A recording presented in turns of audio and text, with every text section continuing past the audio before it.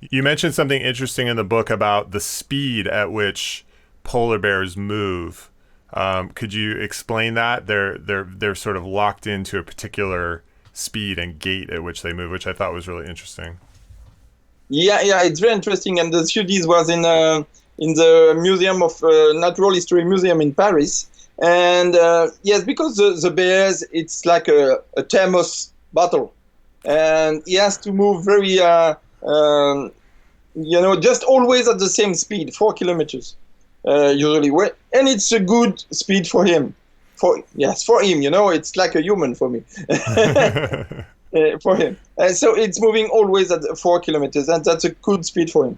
And if he has to move to go run, for example, that means the temperatures increase very fast. And at 42 degrees Celsius, he has to stop, like a human. It's the maximum.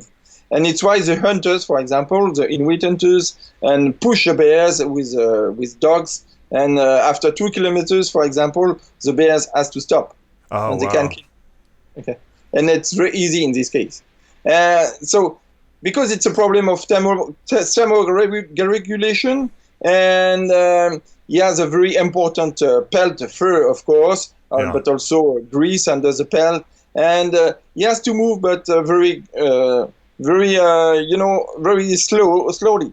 And if you've seen a movie, a polar bear running, it's not good. That means you have an helicopter not far, you have a plane, you have a drone, you have a Zodiac not far, and it's not normal to see a polar bears running.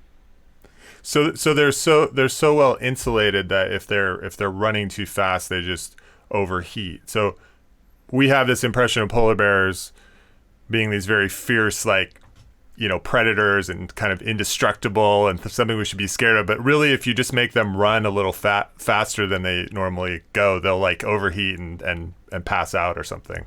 Is that right? Yeah.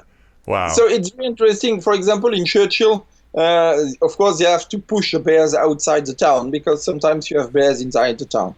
And a small dog like that can push a big bear of 400 kilos. Wow. Because a bear, and especially a polar bear, is a very pragmatic, very pragmatic animal. Mm-hmm. He has something very special. He don't know that, or a special noise. He has to, I go away. It's too dangerous for me. And a small dog like that, it's not normal for the polar bear. Especially if it's barking, so he has to move. And it's why of course, it's a very dangerous animal for a human. Of course, it's a predator. And sometimes you have very hard accidents in the north. And usually it's the fault of the human. Because, of course, if you kill a seal and if you open the seal in front of your tent, of course, you attract bears, and it's a good place for an accident. And usually it's a problem of human, not from bear. Right, and, it's why it's very interesting to see the bear moving and how a bear can move and check.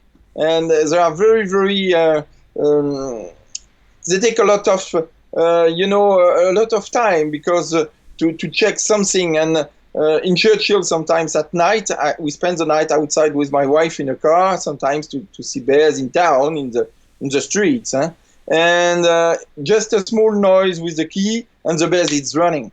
Because, it's always, churching and it needs quiet.